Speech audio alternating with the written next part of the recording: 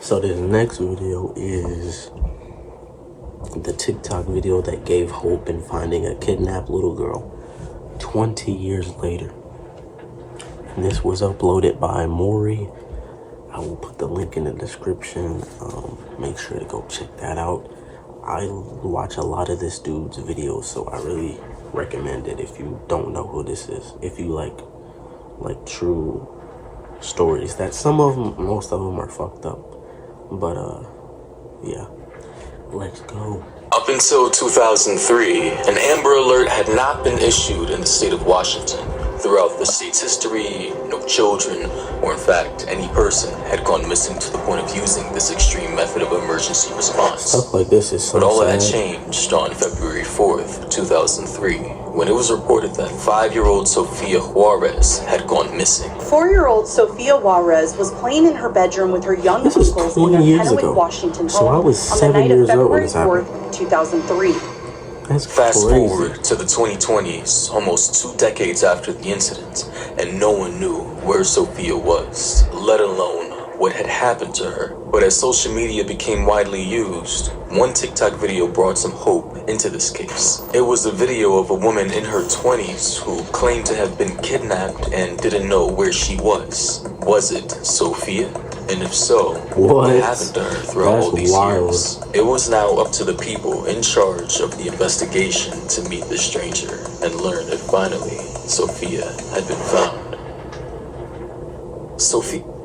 What's up, guys? Anton here from Drop Your What is up with Lifestyle. these damn In this quick video, I commercials, want to bro? talk about why Nobody these gives a 5 damn. dates Shut the fuck are so up. Damn. Sofia Juarez was part of a lively Hispanic home on the 100 block of East 15th Avenue in East Kennewick, Washington. She lived with her mother Maria, her grandmother Ignacia, her grandma's boyfriend Jose Lopez Torres, and 6 aunts and uncles. As someone with Mexican roots, Sofia had dark hair and brown eyes. She also had a mole under one eye, a birthmark on the lower back, and her 4 upper front teeth missing. All of this information would later come in handy when trying to get people to provide any information on the missing child in case they saw someone who matched the profile. Surely, February 4th was an exciting day for Sofia as she was 1 day short of turning 5 years old. And so, when her grandma's boyfriend, Jose, said he was going to a convenience store nearby, she said she was going to join. In fact, Jose asked other people in the house to go with him, and none of them replied. Unfortunately, Jose left a bit too soon before realizing that Sofia had said that she wanted to go with him. Naturally, Sofia was a shy girl. She loved cartoons, coloring, and playing with her Barbie dolls. But the one thing she would never do was wander off by herself. That's why it was quite shocking to see Jose come back from the convenience store by himself. He bought some milk, made a call at a payphone to relatives in Mexico, and went back to the house at 9:45 p.m. without Sofia. Everyone was sure that Sofia had gone with him. In fact, Sofia's mom, Maria, was convinced that the girl had gone to the store with him because she even asked for $1 before going. Maria even heard her when she left the house, wearing a red long sleeve shirt, blue overalls, violet socks, white Converse sneakers, and gold hooped earrings. And even though it was quite cold outside, Sofia left without a coat. And so, when Jose came back from the store, it had become evident that there had been some communication problem and Sofia never got to catch up with Jose. Maria quickly searched around for her daughter, but afraid she couldn't find her this late into the night. She contacted the police at 9:53 p.m. The police search radius started small and thorough, and it included Sofia's house, the yard, the family's vehicles, and other neighborhood properties such as parks, local businesses, fields, and vacant lots. Eventually, though, the search radius increased to a 3-mile radius around the neighborhood, but Sofia was nowhere to be found. Family members and possible witnesses were then interviewed, while 7 different patrol officers kept searching. Despite her young age, the data collected pointed out that it was very unlikely that Sophia had gone missing due to an injury or simply getting lost. It was immediately assumed that she had probably become a victim of a child abduction. In less than an hour, her story was already in the news, and many private citizens were ready to step in and help find the girl. They joined forces with the police, who were ready to conduct searches through the darkness with night vision and thermal imaging devices. They even went as far as searching dumpsters and residential garbage cans. And as soon as this case began gaining more public traction, the FBI also joined the investigation and joined forces with the Kennewick Police Department to help in the search for Sophia. The National Center for Missing and Exploited Children was also notified, and a case manager inevitably got involved. And just like that, Washington State's first Amber Alert was issued. Sophia's name was entered into the Washington State and National Crime Information Center database as a missing endangered person, and soon enough, agencies in neighboring states were also notified to be active on a search for a girl who might have crossed Washington State's lines. Even the Royal Canadian Mounted Police got notified about the situation. For 3 days straight, the number of people involved in the search just kept growing, and yet no one seemed to get close to finding Sophia. Dive and rescue members, incident management team personnel, and even fixed-wing aircraft and helicopters equipped with the latest technology at the time got involved in the search, in addition to a $5,000 reward offered by the Fraternal Order of Police. People were so eager to help the Juarez family stop this nightmare that some Crime Stoppers even offered a $1,000 reward on top of what the police were already offering. It's hard to see that innocent face, but it's good to know that it's going around and that people haven't lost hope.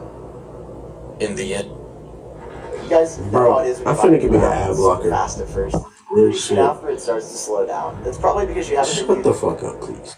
in the end, those first 3 days of searching were just the beginning of a never-ending story.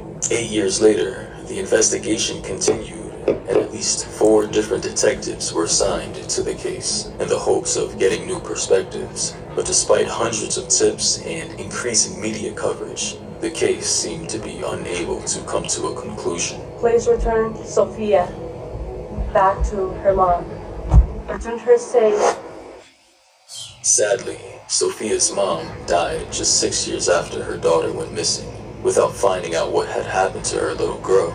Nonetheless, nothing has stopped the police from believing that they'll find answers. They even created a webpage where people can submit any information That's they have on sad, the bro. case. She never even got to see They her even daughter. claimed, if you were involved, it is important you know that we will not stop until we bring closure for Sophia's family and our community, regardless of how long it takes. Relationships you've had with others change over time. Allegiances that others may have once had to you are now different. They know about your involvement, or at the very least, are suspicious that you may be involved. This event has had a marked effect on your life. You have been looking over your shoulder since 2003. You may have trouble sleeping, maintaining employment, and or changed your consumption of alcohol and or drugs. Each tip brings us closer to you.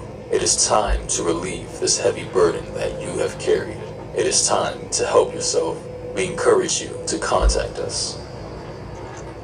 The more exposure that we get, the more widespread that the media is to reach out and maybe just find out one person that has a piece of information that will help us to find out where she's at or what happened to her.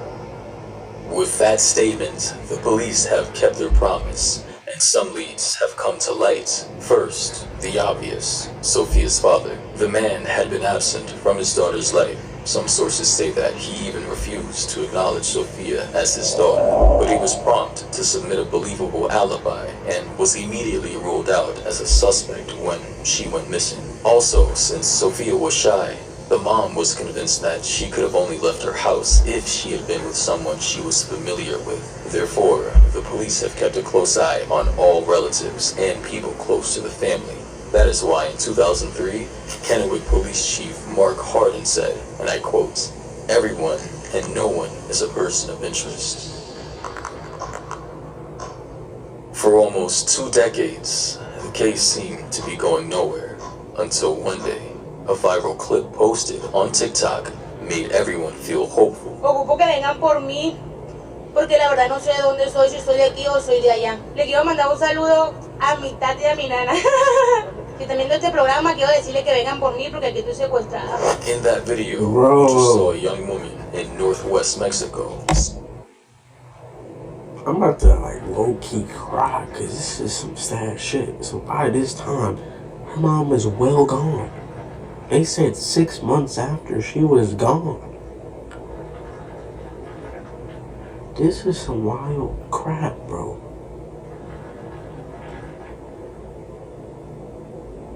I don't understand why evil people do this shit. Why people do this shit. Taking precious kids from their mothers and fathers. I don't understand this. And she don't even know where she is. I couldn't imagine being in this mind frame.